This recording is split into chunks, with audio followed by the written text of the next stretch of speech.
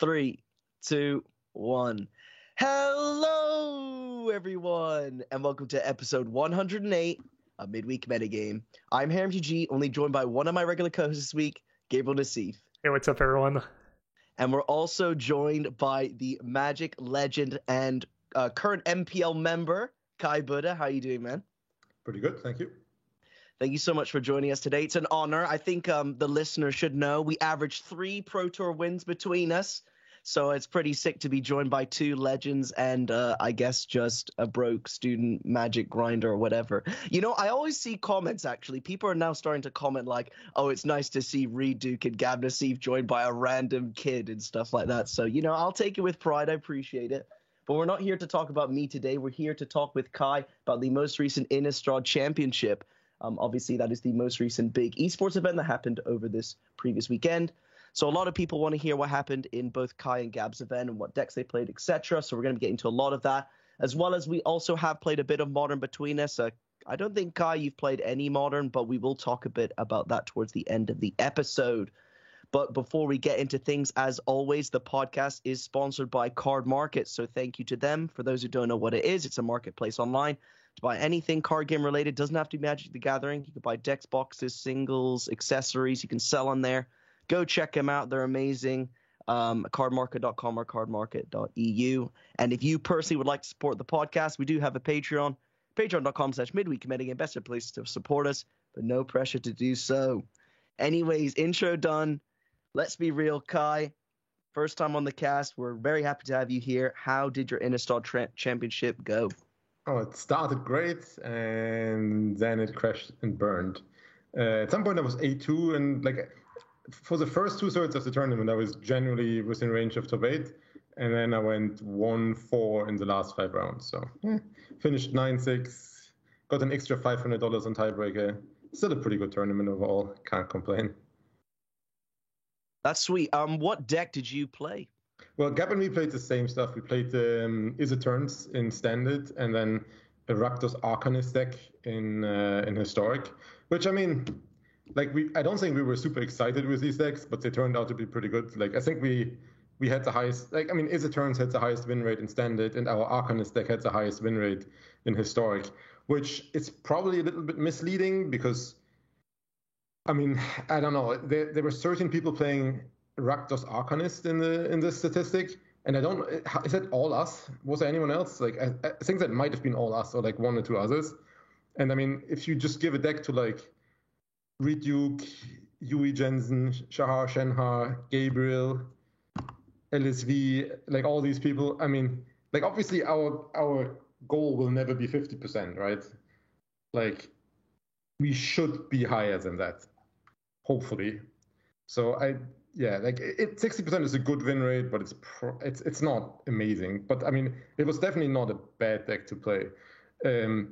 What really punished us a little bit was there was a big Japanese team which did really well, and they played green-black food, which I mean it's definitely one of the better historic decks. But I mean it also has weak matchups. But it has one insanely great matchup, and that happens to be Rakdos Arcanist. So that was a little bit unfortunate. I think I was beating it on the ladder. Yeah. Well, then, okay. I hate the ladder. Like ladder is just no testing for me. It's just the results are completely random. But at some point in the tournament, I think Reed was something like 7-0 against non-Japanese people, and he was 0-5 against Japanese players. 2 of my 3 historic losses were that black-green food deck. So yeah, like it was a little bit unfortunate that our deck matched up really badly against one of the other big teams' decks. But I mean that's just something that happens. In general, this was a difficult event for me to prepare for because I don't play that much, to be honest. Like I play a lot the 2 weeks before the tournaments. I take like days off work and play, but I don't really play much before that.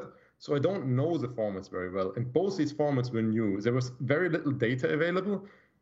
Like we were basically working on new formats, which like that's really good for a team like ours. If everyone takes like 2 weeks off and we have like a testing house and we sit down and play hundreds of games and prepare, like then we have a huge edge over the field.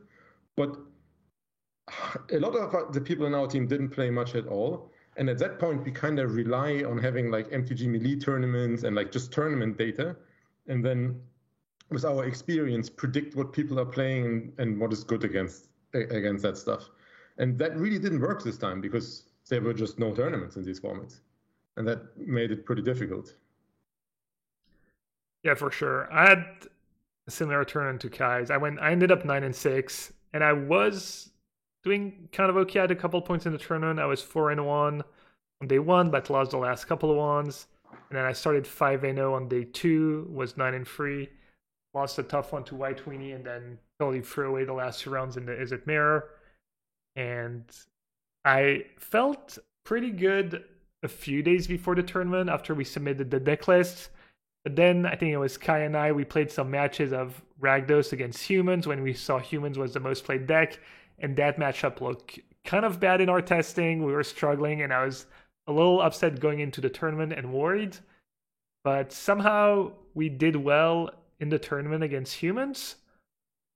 I think we were just lucky. I mean, we played like 10 matches maybe or something between Gabriel, Jan Merkel, and me. And like, so on paper, you have this deck with like 4 shocks, 3 Fatal Push, Arcanist. We even, like, Reed pushed us to have 2 Witch's Vengeance in the sideboard. It wasn't even targeted at humans, but like, there was a chance that people would play Merfolk. There was a chance that people would play Goblins. And it just felt like a really powerful sideboard card.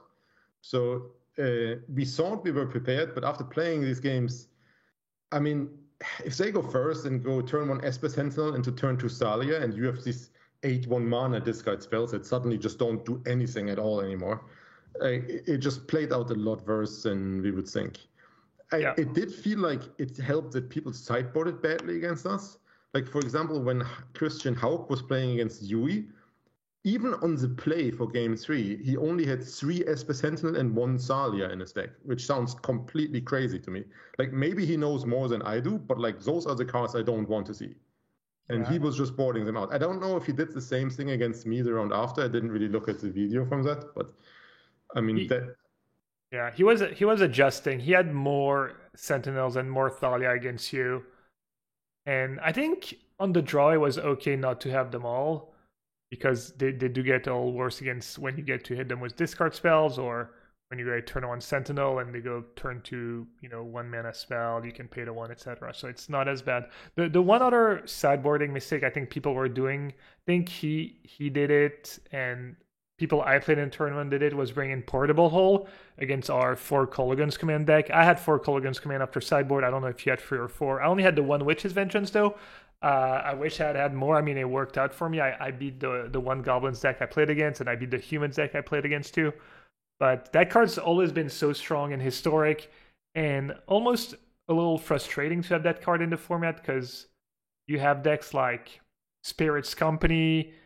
A lot of the tribal decks, honestly, would be so much better if Witch's Vengeance wasn't a card. You still have like Crippling Fear, maybe other cards, but the how cheap it is and what it does, and I don't know about that. Like, Witch's Vengeance sees so little play. I don't think it's very oppressive, really.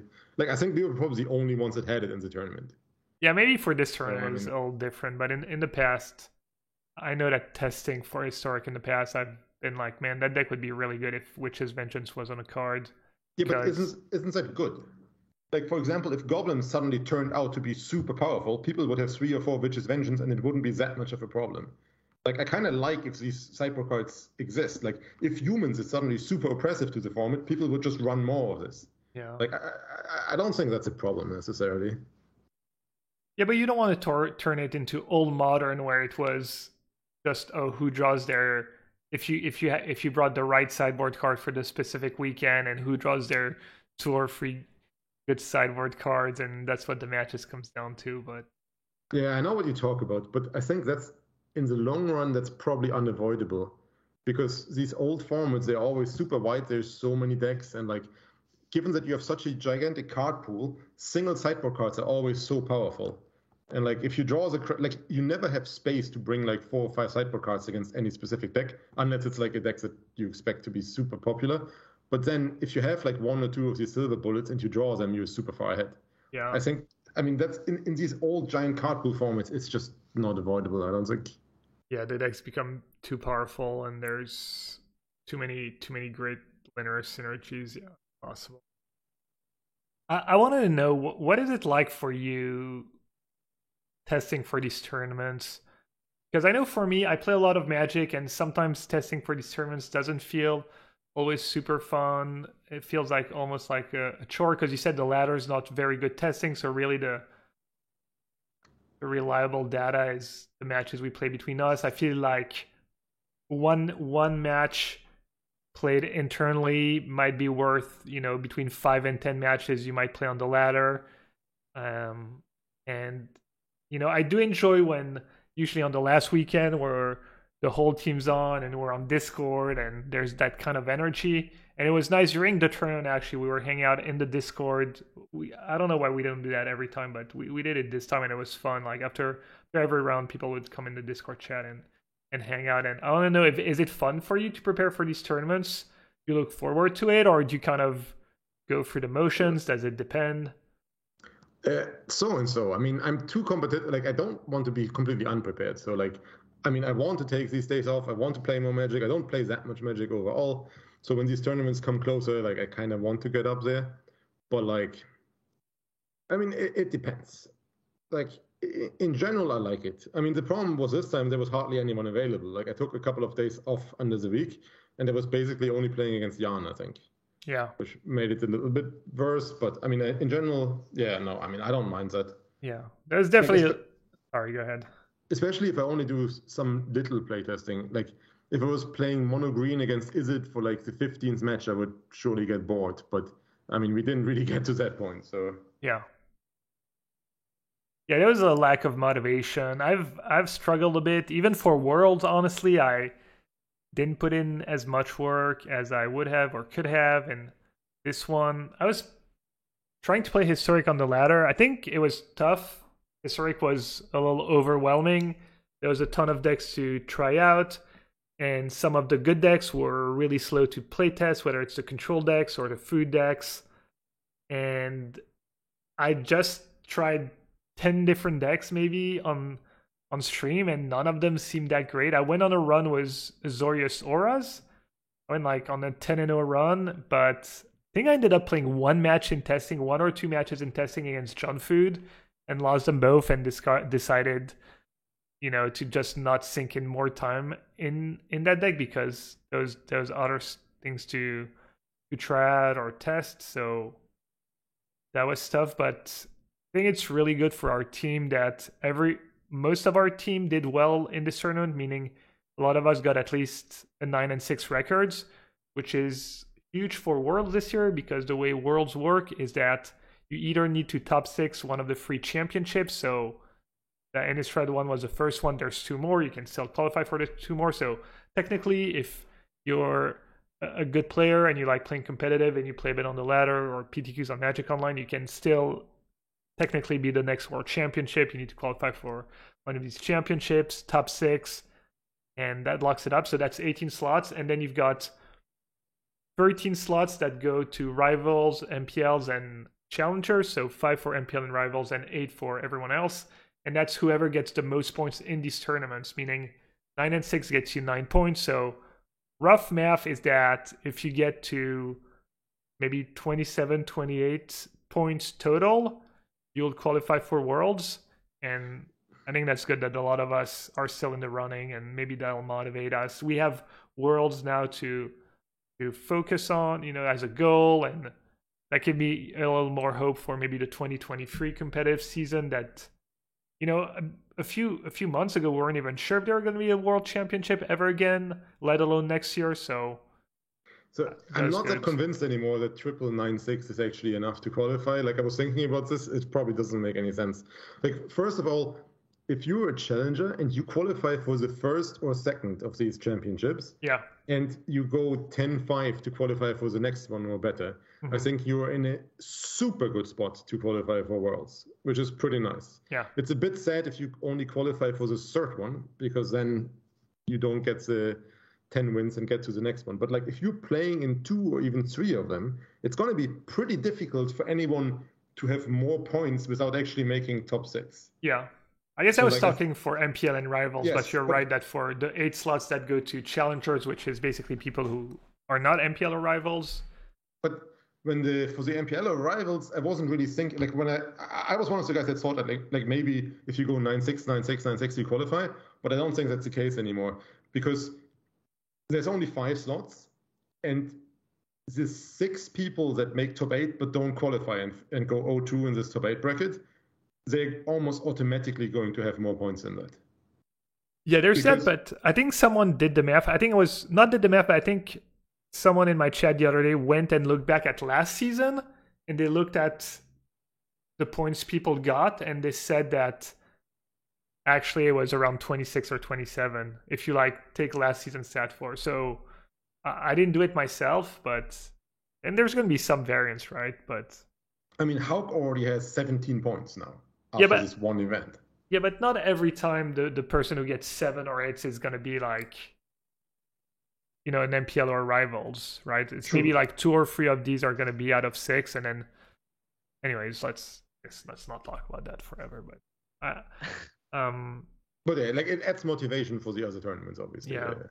So yeah, you how did you feel going into the tournament? Was these decks you thought like good, average?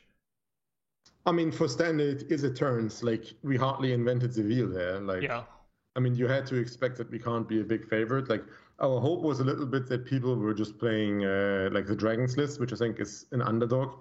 I think our Izzet deck was in general pretty good. I did like the Go Blanks a lot in the sideboard. We should have had the 4 Galvanic iteration. I still think it's crazy that people didn't have, like, some people were like, oh yeah, our Izzet deck is so good for the mirror, we added more card draw, and then they cut the 4th expressive iteration, which is, I mean, I don't understand. Yeah, like, that was funny. That was who PV?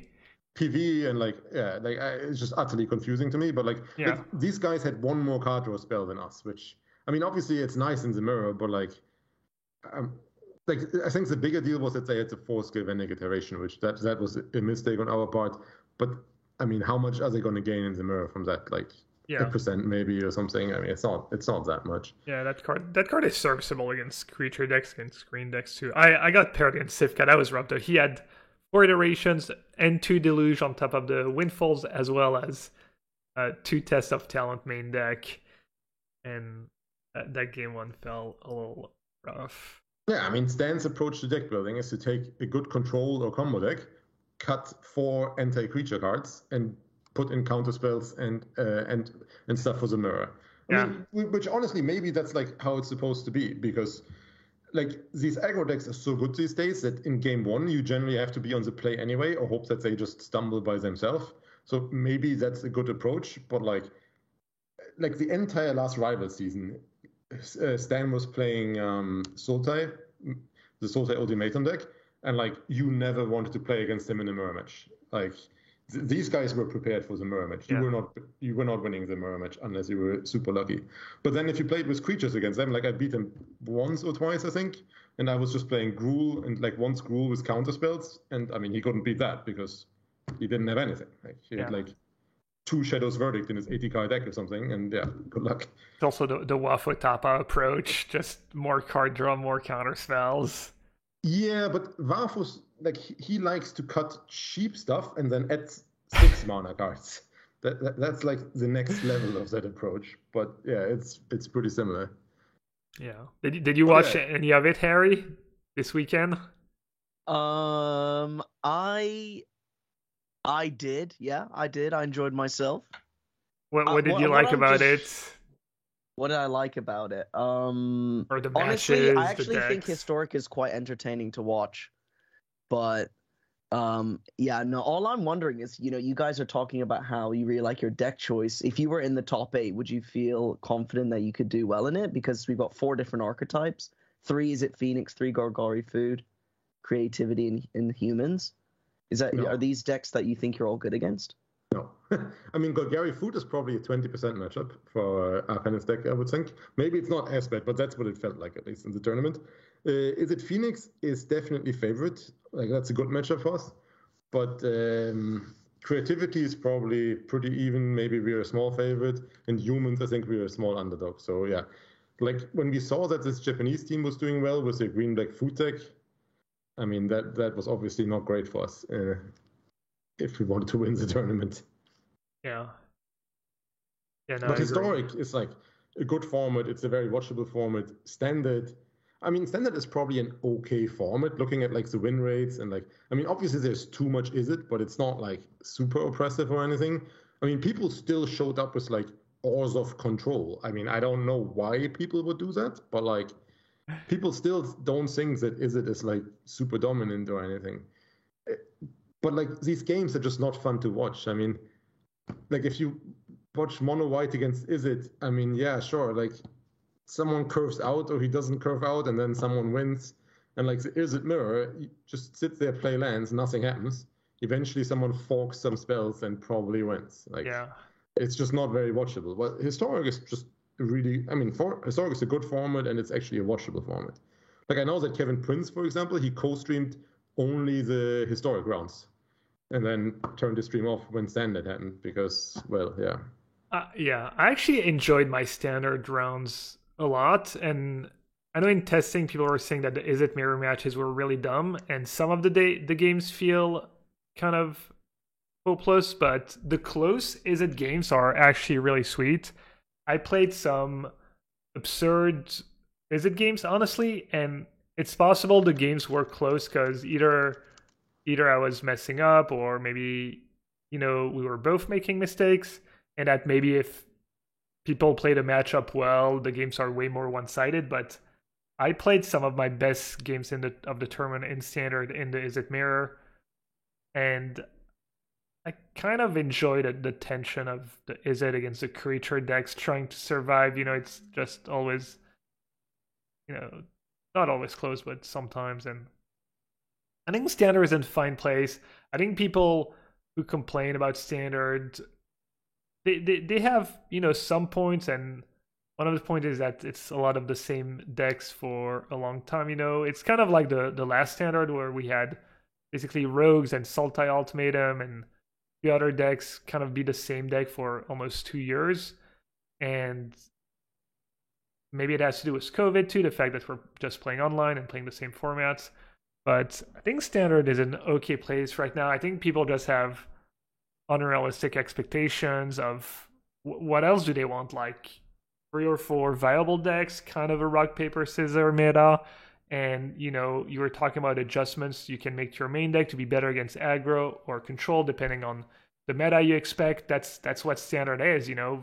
I mean, I said that there's I think there's enough diversity in standard. I mean, at least, especially on the ladder, it's not 50%, is it? But like, I think the games just, from the watching point of view, is just boring. Like, it's two monocolored aggro decks that only curve out and don't really have anything interesting going. Yeah. And then you have a deck that only plays lands and then just wins with like a 2 or 3 card combo. Yeah. I don't know. It's that's fair, and that wasn't targeted at you. It was just more in general. I feel like there's just so much complaining and negativity in general in Magic, social media, that trying to, maybe kind of counterbalance out of it and give a more positive outlook. And historically, I agree. The top 8, I was worried. It was a lot of green-black food in the top 8, but they did a good job. We did get a couple of green-black food mirror matches toward the end of the lower bracket, but the games were nuts. The Gertson Phoenix games were so close. The Hawk against Keeney match was really, really close as well. So many good games, so many close games, and congrats to Yuki Ichikawa. He won the tournament. He played so well. I thought the games I got to watch anyways in top 8, the games in the finals, even in the games where he ended up losing and where the choice he made cost him the game, I thought he still had made the right choice, with the information he had and the spot he was in. Like the one game where he ends up, going down to 1 instead of playing around Pillar of Flames, and it turns out Simon had tried a Pillar of Flames to the top. And there was a game, I think, before that, or 2 games before that, where I feel like he could have tapped out and kind of given up and be like, oh, well, if Simon has it, I die. And he actually played in a way that even if Simon had it, he got to live a few more turns. I think he still ended up losing that game eventually, but that was also really well played. And it's so inspiring, honestly. Every time there's a big tournament, or not every time, but a lot of the time, the person who ends up winning the tournament is someone who's playing really well, and you can tell they really know their deck inside out, and they're playing it really well.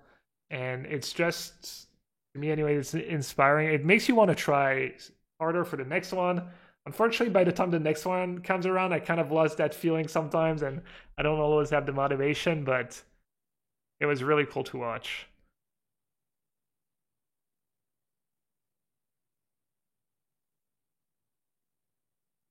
Anyone? Yeah, but still, like, I mean, honestly, the same with the format. Yeah, like these top 4 matches. I mean, these food mirrors. I mean, that's not for me at least. Yeah. I don't know. At least the second match, like the first food mirror, like was that the match for 4th place? That was so slow. I mean, that was just something else. Then the lower bracket final, that was fine. That was way faster. In the final, I actually thought in the match that Simon won, match 1, I think. Somehow it just looked wrong with what Yuki was doing there. In at least one of the games. Well, at least I would have always done something different. I don't know. I mean, obviously that doesn't really mean anything because he plays the deck pretty well. But at least in one of the games in match 2, he played super well. It was like for a long time, Simon looked like he was pretty far ahead, and somehow he was digging for the black X enchantment, and I mean, every turn he just did exactly what he had to stay alive, and then barely found it. So yeah, that was really good. And then I didn't watch the third match, so it was too late. But, Am I right in that they're releasing, like, are they unbanning Omnath in Historic and changing the casting cost and stuff like that? Yeah, I guess we didn't talk about Alchemy at all last week, right? It hadn't been announced yet, or just announced. Yeah. I guess we can talk about that. Alchemy is the new rebalanced standard format, meaning they're adding cards and they're rebalancing cards that are a bit too good for standard. So you'll still have standard and Alchemy, but it's possible standard kind of dies out on Arena anyways, and maybe just in general, because I don't think standard's super popular in Paper either. So for instance, out of the rebalanced cards, I think there's 4. There's Chariot that only makes 1 cat instead of 2. There's Goldspan Dragon that doesn't give you a treasure when you target it, only gives you a treasure when you attack. So can't really protect itself from removal if you have a negate. There's Epiphany that costs 7, even as Foretell, and you only get the tokens if you foretold the Epiphany. So you can cast it for 7, but you don't get the token, and you can foretell it, but then you still have to pay 7 to get the tokens. And the last one, Thalia's, or Luminarch Aspirant, where you get the token at end of turn, not at combat. Unfortunately, that nerf carries on to Historic, so some people were a bit disappointed that Luminarch Aspirant got nerfed for Historic, and that's kind of a shame. And they're putting back Omnath in standard, but super nerfed. They added a colorless to the mana cost, and it scries 1 instead of drawing, which sounds kind of unplayable to me. Yeah, I'm just looking at it and like this. I mean, maybe it's okay for standard, but probably not. I mean, it's just. I feel like either nerf might have been enough. Yeah, like get him up to 5 or remove the draw card. Yeah. So it's possible they just didn't have a ton of time to test and they just played it safe. There's also. I mean, this is very safe. As like. Yeah. There's also a ton of new cards, and there's one with a wall of text, and people were kind of memeing about it on Twitter or complaining about it, and I don't know. I'm not gonna lie, I haven't read all the cards. It's the Grizzled Huntmaster. Kind of makes me laugh. It's like Magic players literally can memorize a new set in like 2 days of playing, and then they're like, oh god, one card was all text. Kill me now. What am I gonna do? Look. It's not just one card. Like there's so many cards where you actually have to like Google other effects to understand roughly what they're doing. Like all these these dungeons or whatever, and like I mean this guy. I mean I think he's very good, but like it's just a lot of text. I mean, if we should be worried for maybe more casual players, like competitive players complaining about, like, come on, there's. No, I mean, that is a worry, right? Like that's what Sperling and others were saying. Like obviously for people that play in these tournaments and play Magic 20 hours per week or something, it's not going to be a big deal. I guess I do agree that they should keep it a bit simple because not everyone has infinite time, and even people who have infinite time, there's just so many formats, so many cards. But yeah, I'm not saying they're wrong. I mean, that's going to be the big worry with Alchemy, right? Like if someone goes to play Friday Night Magic and then comes to Arena and suddenly the cards do different stuff. Yeah. And that's just, I mean, it's just a little bit annoying, but yeah, like it's probably a step in the correct direction. So I like Alchemy. The idea of Alchemy, I like Alchemy in a vacuum. I'm a fan of the arena-only cards in Historic. The one was perpetual stuff, etc., etc. The Seek, even the Davriel was a proposition and stuff. That card was kind of cool. And I like the idea of Alchemy and using arenas upsides in a vacuum. I'm worried about the bigger picture, competitive, spreading the player base too thin, the too many formats, the further the gap that's being created between online formats and paper formats. And I hope they have kind of a plan or a vision. I'm not sure they do. I'm not sure if it's really possible for them to exactly know how everything plays out. So we'll see. I don't think it's that bad. Because, like, what was the last one? The Duels of the Planeswalkers was the last one, right? And that one had, like, really weird deck building rules. Like, you could only have, like, 3 rares in a deck or something. Like, it was really weird rules. And that still brought in a lot of players at my FNM. Are you talking about the video game on Xbox? Yeah, and on Steam. It was called like Magic Duels of the Planeswalkers, and it got a lot of people into the game. And I remember when I got it, there was like some really dumb rule, like you're only allowed 4 rares in a deck or something. Yeah. I don't remember it, but like it was something that was not on paper. And I think while it's like annoying that for some players that the cards are different, I don't think it's that hard to wrap their heads around it. And the only thing I'm wondering is that, they're only nerfing cards. Are they going to buff cards? Like, where's the line drawn? And also, like, how many cards are they looking to change? Stuff like this. They did buff a few cards. They buffed that 4-mana artifact. And some people were making the point that they wish that instead of nerfing cards, they would just buff cards. And maybe, but they did at least a few. I'm not sure how many, though. But yeah, that's in their plans, too. Yeah, but I think it's better to buff and nerf. Yeah. Like you can't just only buff because then you have an insane power creep like that. Like imagine in the last standard format, instead of nerfing all these super powerful cards, you buff the other stuff to be on the level of like 0 mana companions, adventures, and all this stuff. Like that just doesn't work. You play a bit of Hearthstone, right, Kai? No, I only play the Auto Battler. I don't play Hearthstone Constructed at all.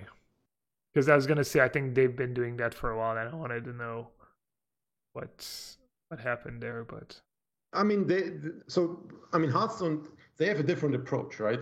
Like they are way more aggressive when they make new cards, and if it doesn't work out after a week or 2, they just nerf them because it's an online-only game. Like Wizards just doesn't have that luxury. Like I'm sure the Wizards designers are often like, "Oh, I wish we could have done that."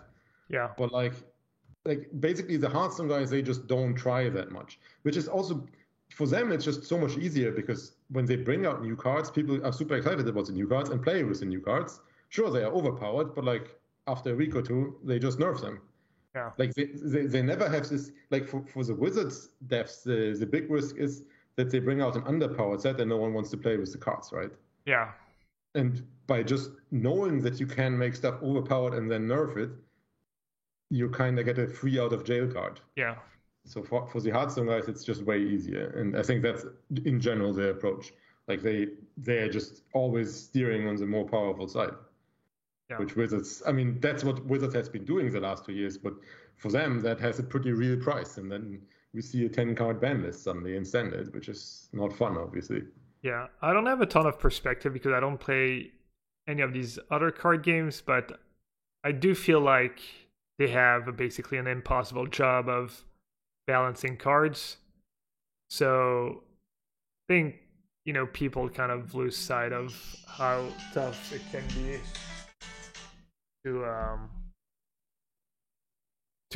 I basically think they have an impossible job, and there's always going to be mistakes. It was just never apparent in the past, or not as apparent because everything went way slower. But if you look at sure, like their job was super hard. I mean, there's so many people looking at these cards when they get released, and just look how long did it take people to find the correct Gruul adventure deck in the old standard.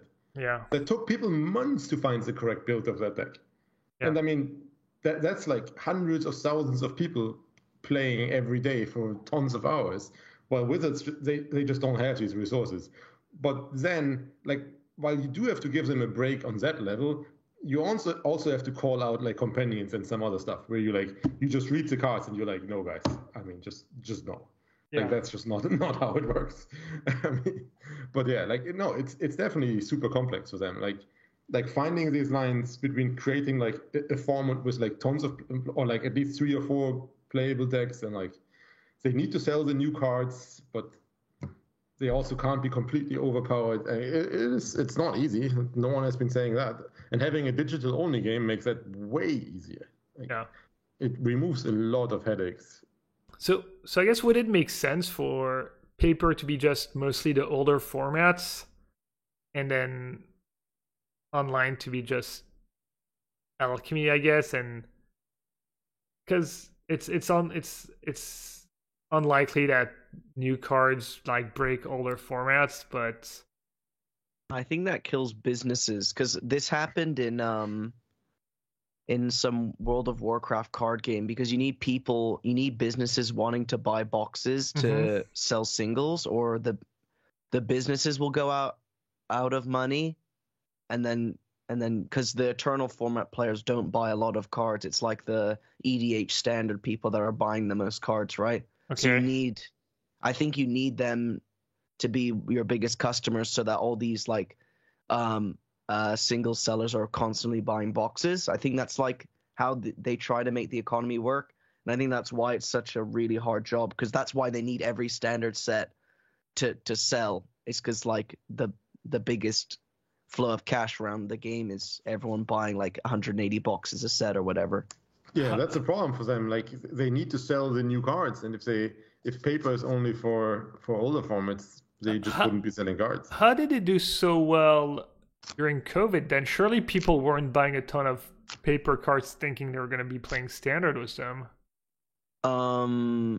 Because I don't know. Well, so first of all, there were a bunch of sets with just incredibly expensive cards, right? Like all these companions, they were played in Modern, Legacy, and even Vintage and stuff. And people wanted to open these.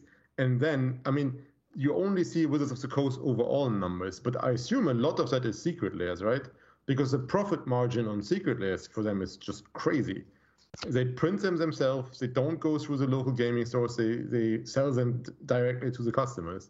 So, yeah. I mean, I assume like they had a great year, but like I would like to see how much of that is secret layers. It's probably a reasonable amount. I mean, I used to, like, I played like 1 or 2 tournaments per year, and for every tournament, I basically had to buy a standard deck for $500 or something. They're not getting my $1,000 per year now. Yeah, I think an interesting stat from Card Market though is that the most sold cards during lockdown were historic cards. Actually, people were buying their historic decks on paper too. Yeah. So, I don't know. Yeah, that's actually a really interesting question though. Why the game survived over lockdown? I don't know. I know I've spent. I mean, I guess I'm a streamer, so it doesn't really count. But I've spent more money on Magic just because of Arena than I have pretty much ever, or in a long time, anyways. Really? Maybe shouldn't you be playing for free on Arena with your playtime? What do you mean? Oh, I mean, like I know that Andrew is easily. Oh yeah, I never play limited. Yeah, okay. Yeah. If you never play limited, obviously, then yeah. No, it costs me about I think $1,500 a year, which sounds like insane when you think about just an online game that you're not getting value out of anything. That's actually a funny number, yeah. But I guess I can justify it. That's too much money. Yeah. Magic is not a cheap hobby. Yeah, it's not. There's But you can kind of make it as free to play, and I guess they do need to make money somehow. It would be good if they could have a better dusting system and not have 8 Thalia, 8 Fabled Passage, and it's so sick. Don't get me started. Don't get me started. Dude, I almost crafted Thalias the other day. I was like, oh, I built that deck, or I copied the list, and maybe they were playing the like different version of Thalia I don't have. I was like, man, that's weird. I would have sworn I had Thalias. I guess I have to craft them. And I was like, wait. And I looked and I had 4. So technically you can, if you're not paying attention, you can end up crafting. The game client, right? What? Like the game client should tell you that like you have this card. I don't think it did. I think it was showing I didn't have Thalias. Anyways. Dude, just... Yeah. I don't know. It's so painful every time I think about this, how I have like so many extra temples and I can't do anything about it. And I've spent like 500 quid on the game, and I don't have one competitive deck in any format right now. No, yeah, that's bad that you've spent. But you also like you don't even do your daily quests, right? Yeah, but I mean, the thing is that doesn't matter because I've spent 500 quid on the game. I mean, yes and no. Can you really like complain about not having a playable deck if you don't even spend the 20 minutes or 30 minutes a day playing your daily quests and stuff? I don't know. I can't do the daily quests because I don't have a fun deck to play. Because I just have, like, okay, I can load up a deck with a load of Arboreal Grazers and crappy green cards, go into a casual match, cast them, and then concede. Yeah, I can do that every day, but I mean, it's just painful. It's like, that's not Magic to me, you know? And the whole point is you're paying to skip this process, right? And I just dislike how the business model is. You have to spend a load of money, and then you have to go out of your way to make that money worth your while. It doesn't really make sense to me. Yeah. Yeah, the Hearthstone system is a lot. I mean, obviously you're still losing money, but like if something rotates out, you can just dust all these cards, and you're getting I think it's like 30% of the value back or something like that, maybe 25%. Yeah. I mean, you are losing money, but at least your cards don't turn into garbage. Yeah, I think that would be good for Arena. I know I used to think that Arena was terrible and super expensive, just from kind of my experience and seeing what people say on Twitter. And then I spoke to 3 or 4 of my friends who play very casually. These are either friends I started playing with in middle school, who started playing a bit of Magic again on Arena, or people who I used to play with that started going to LGS and stuff, who don't really play anymore but still play on Arena. And they seemed to think Arena was decent. They were happy with what they could get for doing their daily quests and playing a few drafts. And so that was interesting to me because it gave me a different perspective. But I think at least some kind of dusting system and the whole like having 8 copies of a card, that feels really bad. I mean, to be fair, before we are praising Hearthstone too much here, like the dusting system is in place and it's good, but Hearthstone is also an incredibly greedy game. Yeah. Like I used to play Hearthstone Constructed just for fun, but eventually they got to a point where every set you have to open cards worth like 150 or $200 just to get playable decks. It's like the same thing. Like you instead of mythics, you have legendaries there, and you can play only one of these legendaries, and then every deck is built around like 1 to 3 legendaries, and if you don't have these, the decks just aren't playable. But like you only get that one random legendary in every like 15 packs or something. So it's an incredibly expensive game as well, and that's why I stopped. So can you not be free to play and be competitive even if you spend the time? You can be free to play. It's the same as Arena. I mean, especially if you play the Arena or whatever it's called, the limited version of their game. Okay. But then what confuses me with Hearthstone is that their auto battler is incredibly cheap. Like even if you pay like $15 every 4 months or something, and then it's incredibly easy to be free to play there. But then Hearthstone Constructed is the same thing. Like that's basically why I stopped, because I couldn't justify to spend like, I don't know, $150 every set for then playing like an hour a week or something. Yeah. Like I did like it, but it was just way too expensive for what I was getting out of it. And then the battleground system is just the exact opposite. But yeah, like Hearthstone Constructed is also super expensive. So it's not like it's not much better than Arena or something. The dusting system is better, but that's where it ends. There's also, I feel like maybe on Arena there's not enough to look forward to. And if it wasn't for third-party tournaments like what we have recently, Red Bull maybe. I don't know. For some reason, these Arena Opens have not appealed to me. Maybe because I have other tournaments going on, or they're not as exciting to me. Like something about them just don't appeal to me. Maybe the fact that they're not part of the competitive circuit. They don't give points for anything. Maybe that's what keeps me going. Yeah. Do you play in any of the Arena Open, Sky? No, I don't. No. Just no interest, no time. I mean, it's always Saturday, Sunday, and this is like my two. Like I work in sports betting, and like for all these tournaments, I'm always taking the weekend off. Yeah.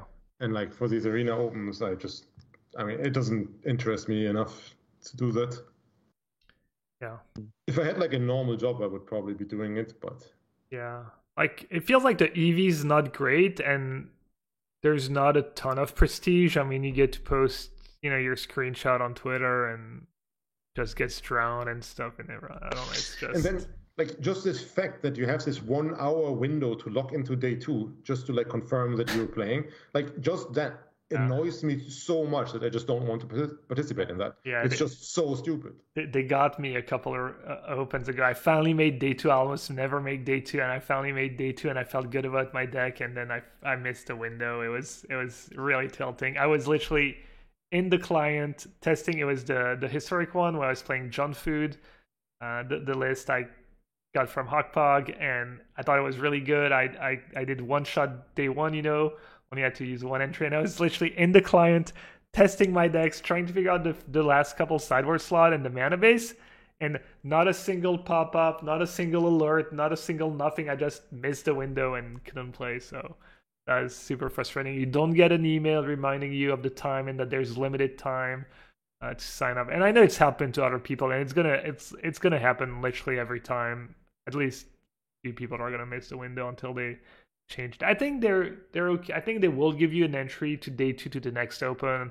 I haven't done it, but I think they've done it for other people in the past where you're like, oh, I missed a window. Can I have some compensation or something?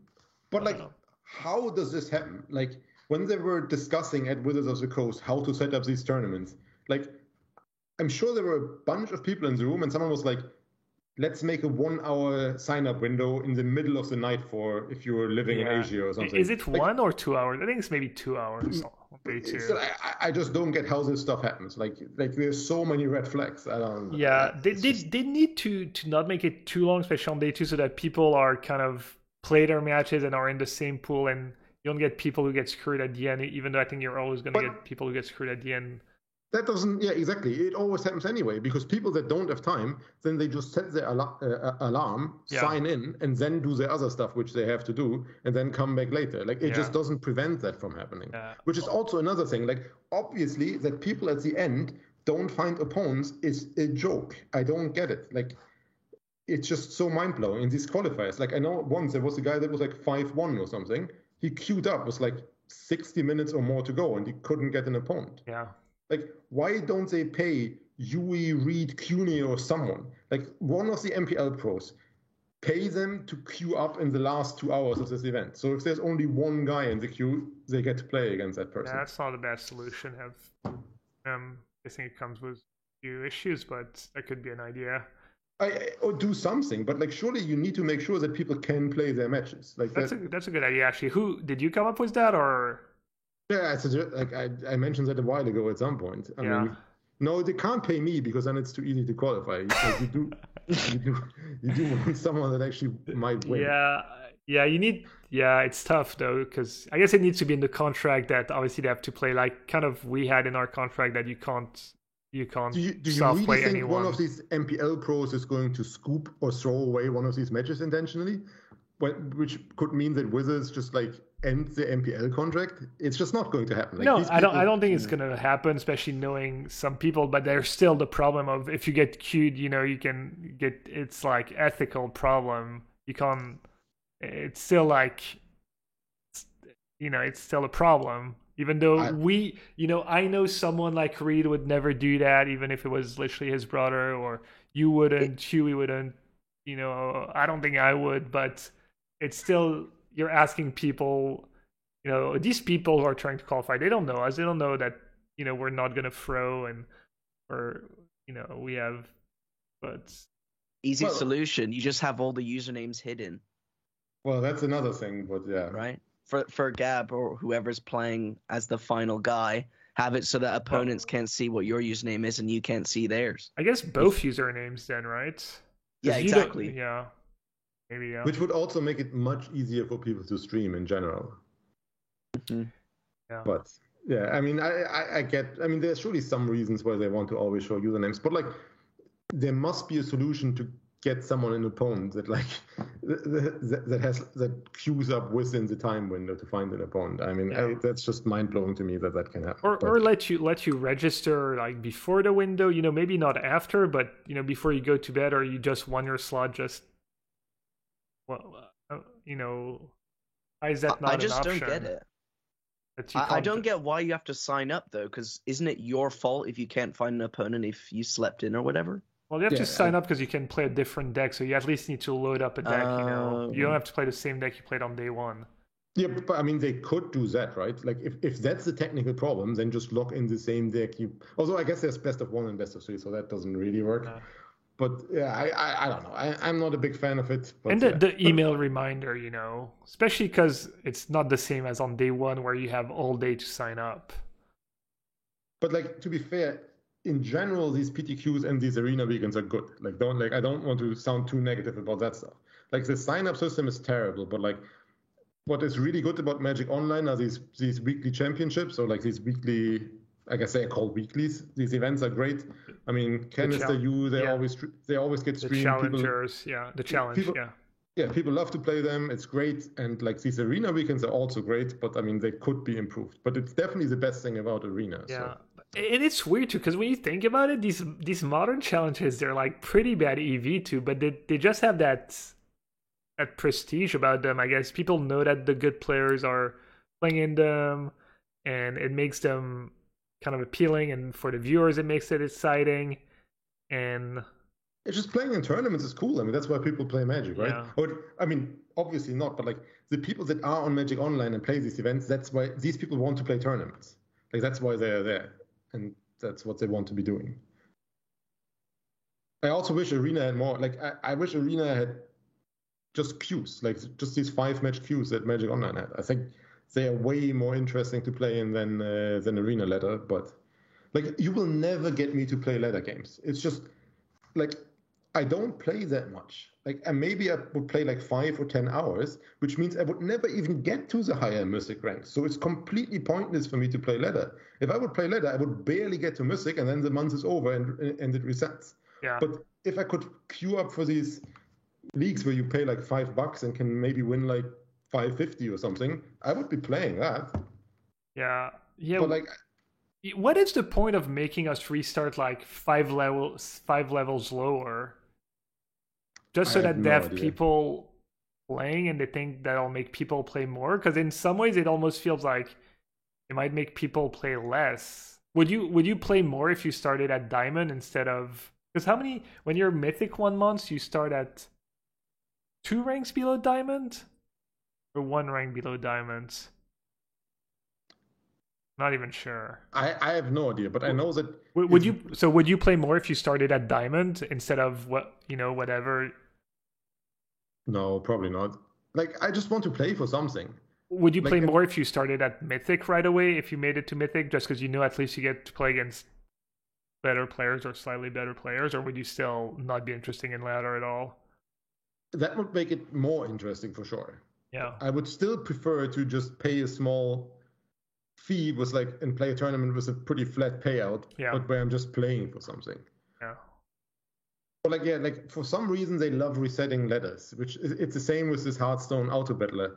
Like, right now they reset this the ratings they have there, and I haven't even gotten back up to my old rating after months because I just don't play enough. I don't understand why these companies do that, but I mean, Yeah. It must be so that there's games at the lower levels, right, for newer people coming in, maybe? Like if you have everyone in Mythic, then no one else down below has anyone to play against. Or maybe not everyone in Mythic, but at least if you finish in the top like 100 or 2, maybe you get to restart at Diamond. I feel like it's a bit too much. Or if you're like top 100 Mythic, you get to restart at Mythic. If you're like 100 through 500, maybe you start at Diamond. I feel like they could maybe modulate it a bit. I mean, there's definitely also people that like that like this grind and like to rank up, but it's just not for me, I guess. I don't know. I mean, I don't mind it, but I'd rather just not have to do it. Like, if I have to do a grind, I like to have a goal. And Mythic rank, given that it resets every month, is just not a goal for me. Like, I will get there, and then it's just gone again. Yeah. I don't know. Well, for a lot of people, the goal is to qualify for the qualifiers, but as a Hall of Famer, you already get to be in day 1? No, how does it work already for us? Well, you're in the MPL this year, so you don't even have to, but... Yeah, last year I was also in the league, so I never had to play this. But yeah, like, we don't have to play...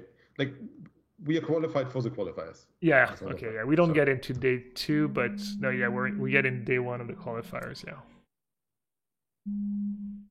What the heck is that? It's obviously Gab's fault. As always. The technical hero of this podcast and his stream in general. Did he ever fall asleep during the podcast, or is that only during the stream? I don't think Gab has, no. I think I have. For the last championship, he was actually falling asleep while we were restreaming the coverage stream. No, it has happened once. Guys.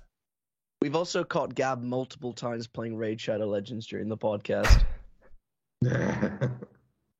It's Gab's secret addiction. Yeah, it is.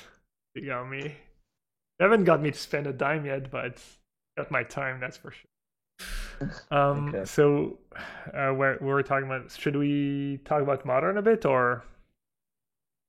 Sure. Because we went on that insane arena, like unplanned arena. That was interesting. Unless you guys still had something to say. No, I think we complained enough about arena for now.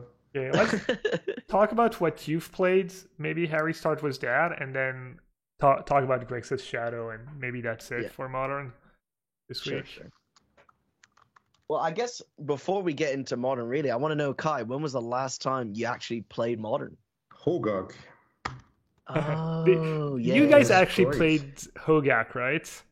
Dude, I was like, whenever there's like a somewhat new format, I actually had the deck that broke it, and then Canister would stream it in like the weekly challenge the week before, top 4 or even win it, and just spoil the deck. Like, that happened both with the stupid Inverter deck in Pioneer and with Hogak in Extended. Yeah, like, and I still didn't play Hogak. I played Eldrazi Tron because I thought I was kind of okay against Hogak. I did go 7-3 somehow in Modern. That was extremely lucky, but yeah. Playing Hogak was probably a mistake. I did cheat against someone badly at that tournament, playing Eldrazi. That was not good. He was playing this Eldrazi Tron, and he had this stupid 6 mana artifact in play that makes everything colorless, right? Oh, and you used Force of Vigor. Yes. Mycosynth Lattice. And then after the match, I explained to someone how I got this guy with Force of Vigor when he had that in play. And like the guy, like it was one of the German, I think David Brooker or something, and he just looked at me and was like, no, that's not how that works. Yeah. Dude, so many people did that. That's hilarious. Yeah, I knew it because of Magic Online, but if you've never encountered before, easy mistake to make, easy oversight. I mean, my opponent was playing that lock deck, and he didn't know about it either. Hall of Fame, by the way. Best ever, by the way. Wasn't the Inverter deck that you played in Brussels like playing that 3-mana sorcery that fetches one from your sideboard or something? Yes. Yeah, you guys had a slightly different version. 1 or 2 copies of that. That was very interesting. Okay, well, anyways, we're here to talk about Modern, I guess. I did play a lot of Blue Eye Control this week. What is there to say about it? I think something that people were surprised by is I think I copied a WAFO list and there was no Chalice of the Void in the main. Thought it was pretty good. 4 spreading seas, did decent. And I don't think I missed Chalice of the Void. I didn't really board it in that much too. I feel like Chalice on 1 is really good against the Jun Saga deck and Hammer Time, and I didn't play against either of them, so... Oh, it's also good against Cascade too, but I guess that's why I didn't miss them. Yeah. Nothing too much else different with the list. I think the only thing I want to say is how much I respect Memory Deluge as a card now in the format. I definitely thought that card was not going to be good, and now it's turned out to be great, so that's kind of my interpretation. Oh, also Shark Typhoon. I think this card is constantly being cut and added to Blue-White Control. I had 1 in the main, 3 in the sideboard. That was really good. Helped me out a lot. And, I also had 1 Celestial Colonnade. I think that won me 2 matches. That was pretty good. And the Hall of the Storm Giants, I think that card is now officially, like, I wouldn't say a staple, but almost a must-have. I feel like it gets me a lot of kills. And something that I value a lot is that in games where your opponents are relying on Planeswalkers to win, you can kill them in 1 hit rather than having to do it in 2 with a Colonnade, which I thought was pretty relevant a lot. So you were playing 3 manlands total, 2 Colonnades and 1 Hall? No, 1 Colonnade, 1 Hall, just to split. Yeah, that's been good for me. They've both been good. I feel like I always had the one I needed at the right time. I had Colonnade to kill Liliana early in the game, and then later in the game I had the Hall when Hall would have been better. And I think Wafu was back on 1 Chalice today. I think you can go either way. One Chalice in the main, 1 in the sideboard, just some in the sideboard. It just kind of evens out in the long run. Sometimes they're good, sometimes they're not as good. Are the new check plans good enough for Modern, or is that no? You play Mystic Gate specifically in Blue-White. You play a lot of Mystic Gates because you have Archmage Charm, and a double white card's Mystic Gate is amazing. And you just play Fetch Lands and Hallowed Fountain. And if you want, Glacial Fortress is also probably better in this format than check lands. That was kind of it for me for Modern. I think I prefer 4-color controller over Blue-White control still. I really miss the life gain from Omnath, and just Omnath in general. I think that card is so explosive, as well as Renin 6. Renin 6 -1 is probably the most beautiful play on a Ragavan that you can do right now. Yeah, like that's what I don't like about Modern. I mean, I haven't really played it. Sometimes when Canister tweets an interesting deck, I watch him play it or something. But like in general, I have a dislike for formats where mana doesn't matter. And Modern seems to be in that state. Like if a format has Blood Moon allowed and there's a control deck that plays Omnath and has a white 1-drop, that kind of suggests me that the mana is just over the top right now. And you can just basically put whatever cards you want into your deck, and I think that's usually not great. But like when these legacy blue-white decks started to splash the Renin 6 card, I'm just like, no, I mean, this is just not for me. I mean, you can't have Counterspell in that card in your deck and consistently cast either on turn 2. Then just something went wrong, I think. But yes and no. If you're playing blue-white and if you play Esper, for example, over Blue-White just to have access to a few more cards, I think you're going to get punished for it. You're going to lose to Blood Moon more. You're going to lose to the Field of Ruin more. You're going to lose to Blood Moon more. So you've got some checks, but Omnath, I guess, doesn't care too much about the burn matchup, and they're okay-ish against Blood Moon. They're still kind of bad against Blood Moon. So there's some checks, I guess, or like crazy mana bases. And if you want to go out of your way, I mean, there's always a deck building cost. That's what's really cool about Magic in general. There's always a cost to anything you do with your mana base. So I don't know if it's that bad. I mean, at least Canister's version didn't seem to be affected by Blood Moon that much with that green land enchantment that overrides Blood Moon. Yeah. Also, that didn't work on Magic Online for a while. Did that get fixed, or? I think they fixed it, yeah. Even Kai knows that. He spent too much time on Twitter. Well, I mean, Canister just kept complaining about it every other week, so eventually I saw it.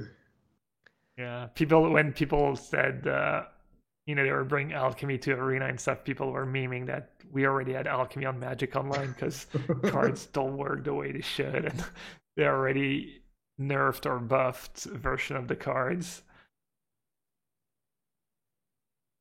So yeah, I played a tiny bit of Modern since the championship too. I finally played the deck I've been wanting to play for a couple of weeks.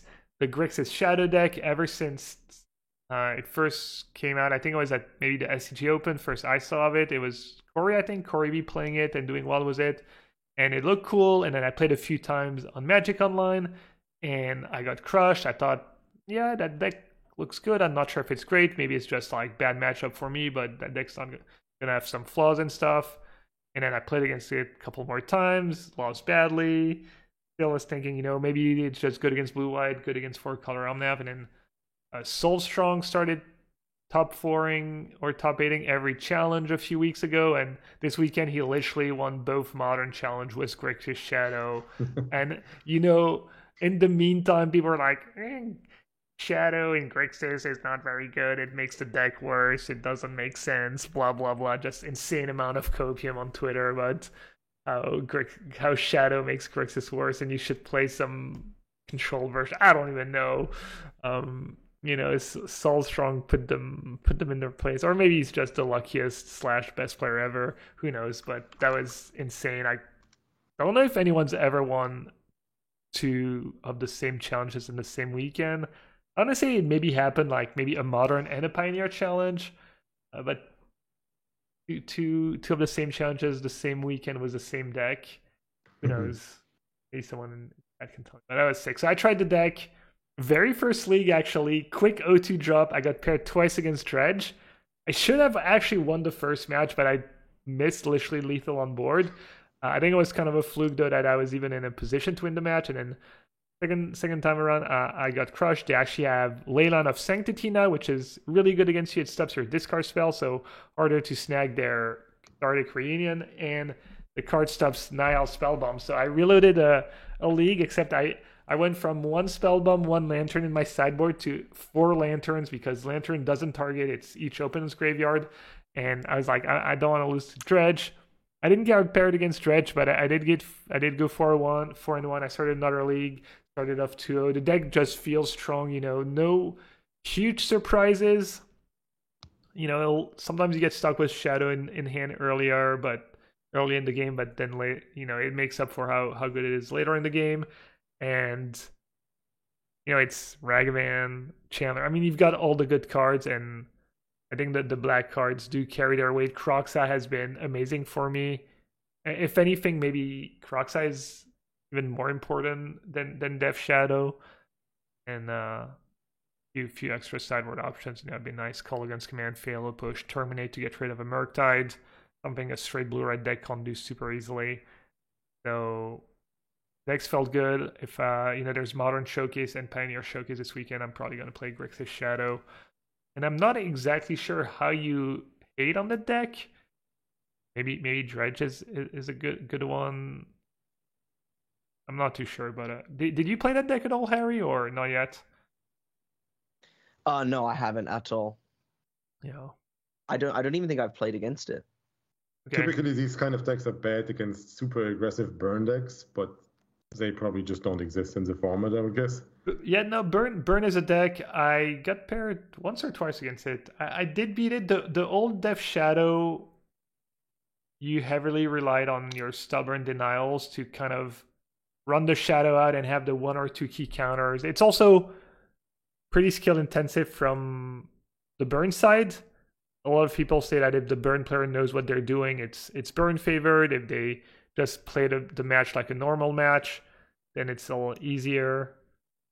But you don't have stubborn denial, but you do have 4 drawn in the lock, so you do have that option to counter stuff. Maybe even Lurrus can get you some life points. It was really close though. I'm not sure that's a great matchup. But yeah. No, I was impressed. I did okay against big mana decks. Yeah, no, I think it's just pretty well-rounded deck. It's got that John feel to it, the discard spells, the interaction, the cheap. It's not these kind of decks are not super easy to hate on. Maybe a card like Rest in Peace is a little rough. Yeah, no, I was impressed. So give my. Is Ragavan actually oppressive for Modern? It's probably not, right? It's oppressive in a way that you need to not die to turn 1 Ragavan. So it affects deck building for sure. Yeah, there's a lot of removal. There's Arboreal Grazer in the Titan deck, for instance. That's a house because it stops Ragavan. I kind of hate it. I think it's just a frustrating card to lose to. It's super high variance. It's going to die almost every time, but when it doesn't die, it just solo wins the game. And it's a bad feeling to just lose to your own cards. It's a bad feeling to just slowly see the game slip away from literally turn 2, and you can already feel the game slipping away. So I don't like the design, but I wouldn't say it's too strong. You could say it's maybe a little oppressive from a deck building standpoint. Yeah, I think there's good enough removal in the format to make it like not, super busted, but it's definitely like a borderline card. I wouldn't be surprised seeing it go, or but I don't like. No one's really building around it. It's just you play it if it's in your colors. Yeah. You do sideboard it out a lot on the draw or in specific matchups, so it's not like a godlike card, but it feels frustrating. Okay. All right. I think that's it from Modern. Yeah. So I don't know if other people's asked question. I haven't been paying attention, but I had one question earlier for you, Kai. It was Snapcaster Sage in Twitch chat that asked, "Do you have a favorite deck ever that you've played, or a favorite deck just that maybe you haven't played but was awesome?" Or Illusions Donate, with or without Necropotence. Yeah, it's always been my favorite deck. I mean. So you won Pro Tour New Orleans, was it? Did you get to play it in more than one tournament? I'm pretty sure. Well, there was definitely like a bunch of GPs with Necro Donate, but I don't think that was ever a Pro Tour format. Yeah, no. I think it was mainly that Pro Tour. Yeah, was there maybe a Master where Necro Donate was? No? Yes, there was a Master, and that was also frustrating. So what they did back then was they tried to keep Necropotence playable, and they just banned everything else because they just didn't get it. And before this Masters format, they banned Dark Ritual. Yeah. And then they thought that the deck would be unplayable. Yeah. But in reality, the deck was arguably even better against other decks by just replacing Dark Ritual with Mox Diamond. Because if you don't play the mirror match, you don't need turn 1 Necro, and you would rather have the additional permanent, the additional land in play. Wait, which Masters was that? Because I remember one of the few Masters I played was in... That was the one that Yui won, with Survival of the Fittest. Okay. And what did you play in that Masters? Illusions Donate Necropotence. Yeah. And I would assume Dirk and me were probably a 75% favorite in every matchup. Yeah. And probably 90% against Yui or something like that. I don't know. But and who did you lose to? Did you just both lose to Zilla or something? No, yes, I lost to Jason Zila, who had high DCI rating and not played Magic in 2 years or whatever. That's one of the best stories ever, honestly. The only reason I lost that match was because he was playing Disenchant and not Seal of Cleansing. While Seal of Cleansing was clearly the superior card back then, because it just sits in play and can't be duressed, and then you can't combo. But I consult killed myself. I consulted for something and just missed and removed my library. But I still had 2 negators in play, and my hand was Pyroblast, Annul. And then he just drew Disenchant to disenchant my Necropotence and win. If it was Seal, you had the Annul for it. Yeah, literally everyone else in the tournament was playing Seal of Cleansing, and I just annulled it and won the game. So and I think Dirk lost to maybe Trey Van Cleef with Counter Slivers in the semifinals or something like that. I don't know. Definitely a positive matchup, but something on the tougher side. Yeah. For those of you who don't know, before Pro levels and stuff, the way they used to reward the best players in the game was the Masters. It was these really high stakes tournament, small field, maybe 16 players, was $25,000 for first. So it was almost as much first place as the Pro Tour. Said Pro Tour had 400 players, and these Masters had 16 players or 32. I don't remember exactly. 32, yeah. 32. And they would have one per PT, I think, and they went on for like 2 or 3 years, maybe more. And yeah, so and for that one, Jason Zilla was qualified on ratings, and he hadn't played Magic in literally years, and he showed up with kind of a super old school 4-color control deck, and he just he lost to Huey in the finals eventually, but made it all the way to the finals. Yeah, and you guys got to play Nice too, right? You got to play Mono Blue Illusion Donates again, or Mono Blue / Red, and I remember, I think I lost to Dirk, either Dirk or you. And I was playing Mono Green Land Destruction, which was, I think, okay for the tournament. I'd built a deck. I made it past a few rounds, and Olivieri made it past a few rounds as well.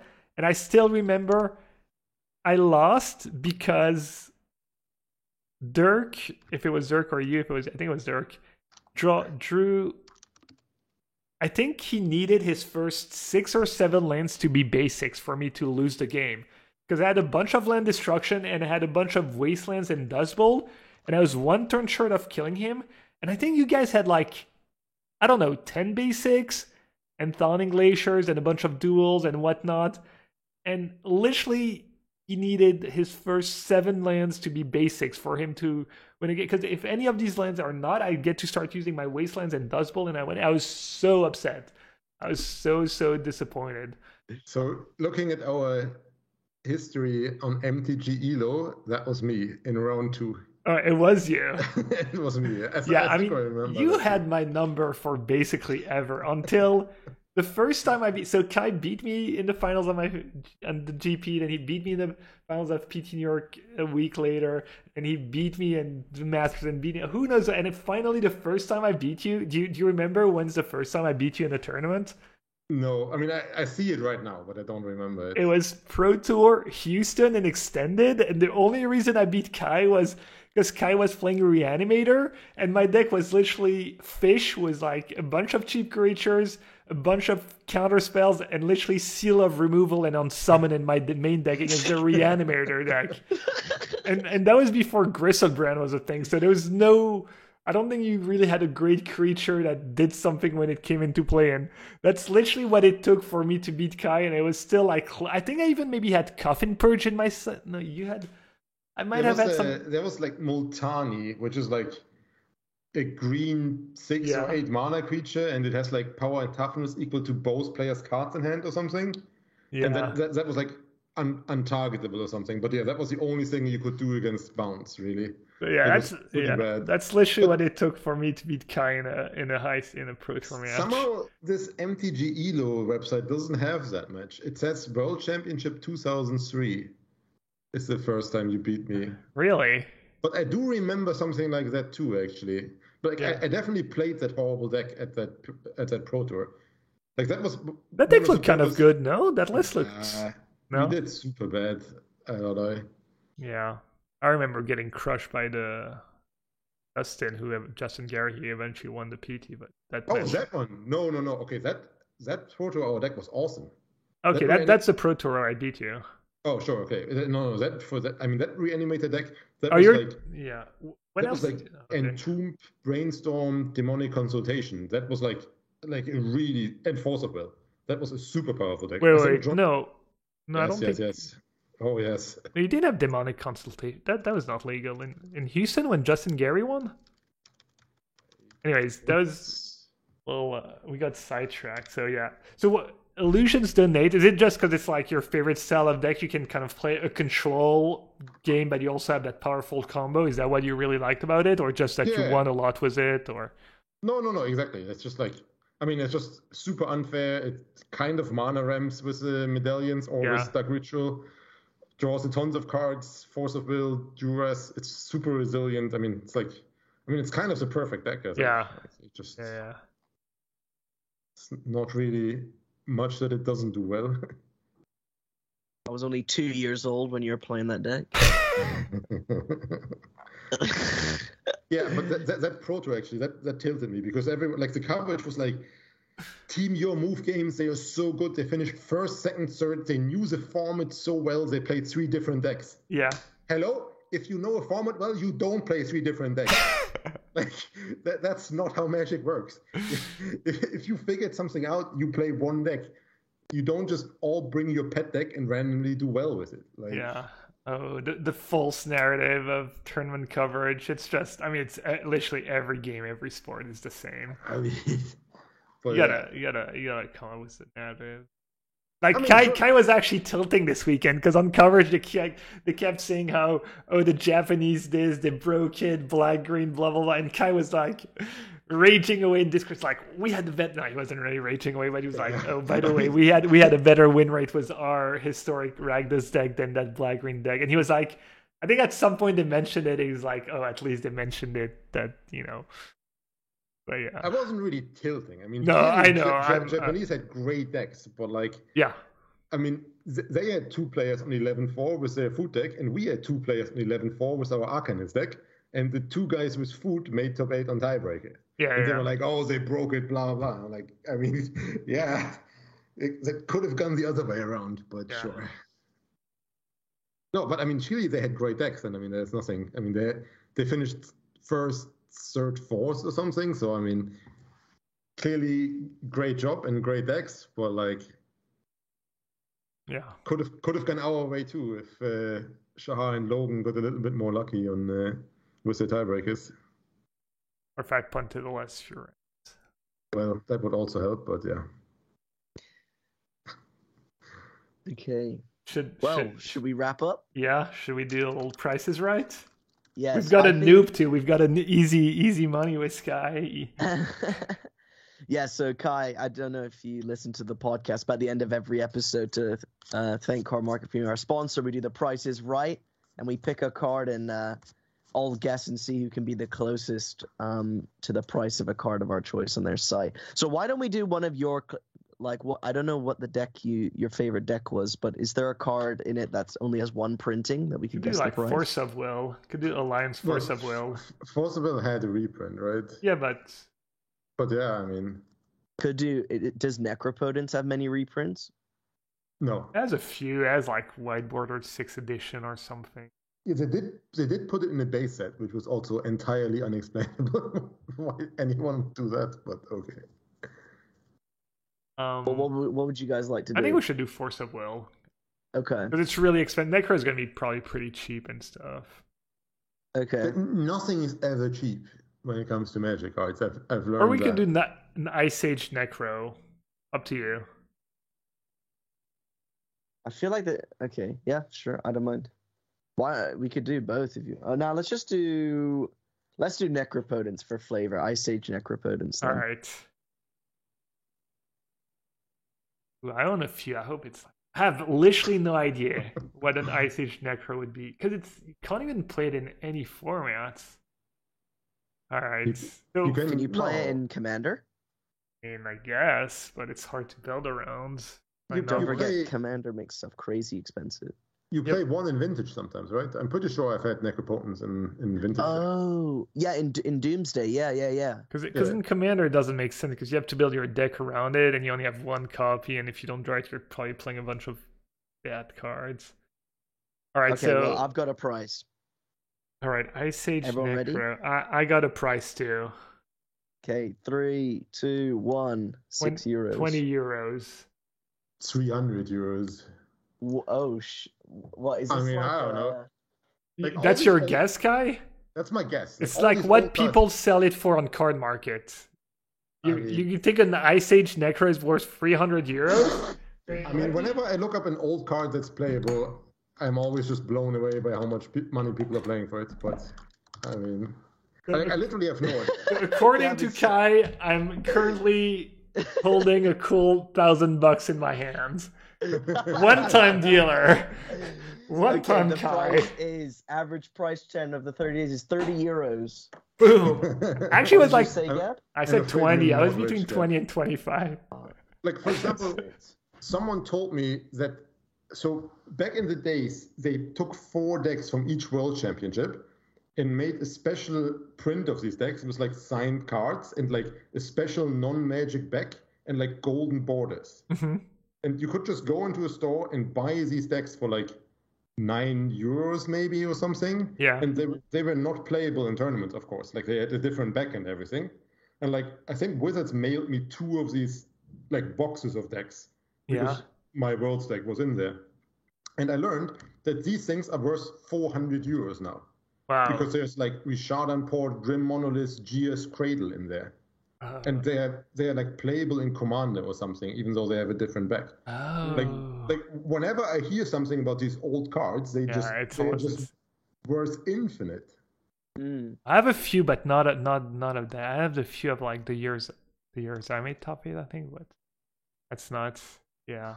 Kai is literally like, he's like these politicians when you ask them about like the price of a loaf of bread or a gallon of milk, and they're like, I don't know, a loaf of bread, €20, a gallon of milk, €6. They're literally like 10x the price because they have no idea. They're just so rich living in their ivory tower. I only sell cards. Like I only buy cards for tournaments, and then typically I buy like a standard deck for $500, and then on the Saturday of that event, the deck is worth $150 or something. Yeah, no, I know. Most of these tournaments are just before rotation or something. Yeah. So, I mean, I don't know. Yeah. God bless Reed Duke and Huey for lending me cards all these years where I was barely playing Magic. I didn't have to spend too much money. Okay, well, we've got a Life on the Line tournament to do as well. So, I guess Kai, you don't listen, or do you know what Life on the Line is? Do you listen to the podcast? I have no idea. Okay, it's a Life on the Line tournament tomorrow. If you were going to one and your life was on the line, what deck would you bring for Historic and I guess Modern as well? Oh God, your life is on the line. Well, for Modern, I would probably just play Grixis Shadow. I mean, that sounds like a good deck, and I wouldn't want to play control decks that I've never played before. Mm-hmm. And for Historic, it just Junt Food, I think. Yeah. Like, I assume that's a good... Like, I assume now... Like, the green-black food deck is probably unplayable when people are preparing more for food mirrors, because if you as a green-black guy and your opponent is a Junt guy and has devils in his deck, you're not winning the sacrifice matchup. Yeah, maybe it was maybe it was for Meathook Massacre, so, but yeah.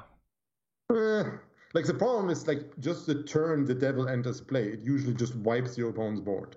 Yeah. The deck that was good against that was, in my testing, was John Citadel, because the black-green deck didn't kill fast enough, and then you just got to play Citadel almost every game and win.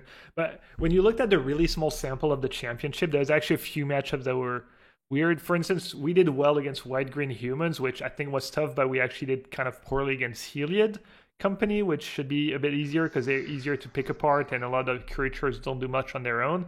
And that was very few matches. I don't know. Yeah, it was 4 matches, I think, sample size, and it went 1-3. And then there was another really small sample. It was that green-black deck against John Citadel, and I think it was 3-0 in the favor of green-black food, which really surprised me. So it was good to have some data, but no, these sample sizes are so small. But with the Heliod thing, that really surprised me because I played it twice and I beat it twice. And so, like, I don't even know how we get... Oh, maybe it's not even accurate then. No. It is, like, I think it was like 8 or 10 matches, but, like, everyone else must have lost against that deck. Maybe it was an 8 match, because I remember it being 25%. Maybe it was 2-6 and not 1-3. All right, so Life on the Line, Modern, Grixis Shadow, and Standard, I would just play Izzet Epiphany. Historic, so tough. I might run it back with this red-black deck, honestly, and hope that, the black-green food matchup's not as bad, and that's not the only deck I play against. Yeah. I think for me in Historic, I'd play the Izzet Phoenix deck, because I've played a lot of that in Modern in the past, as well as a bit in Pioneer. Feel like I could probably wing that, and then Modern I will go for 4-color control. What a surprise. I think I've said 4-color control for like the past 6 episodes or something. I'm waiting for it to change. Oh no, I think I've said Hammer Time a few times, but I mean, Modern doesn't change that much, right? So that's not super surprising.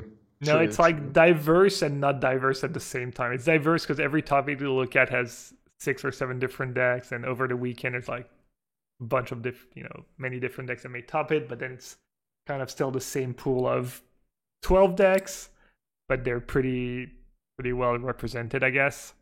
Okay, well, I guess to finish off the episode, Kai, do you have any social media that you'd like to shout out? Not really. I mean, I have the usual Twitter stuff, but Yeah. Oh, okay. I don't really tweet much, honestly. He likes to meme though. Kai is. You wouldn't necessarily think at first glance that he's probably the guy who memes the most in our Discord channel. I respond a lot to tweets. And he loves the peepo emotes too.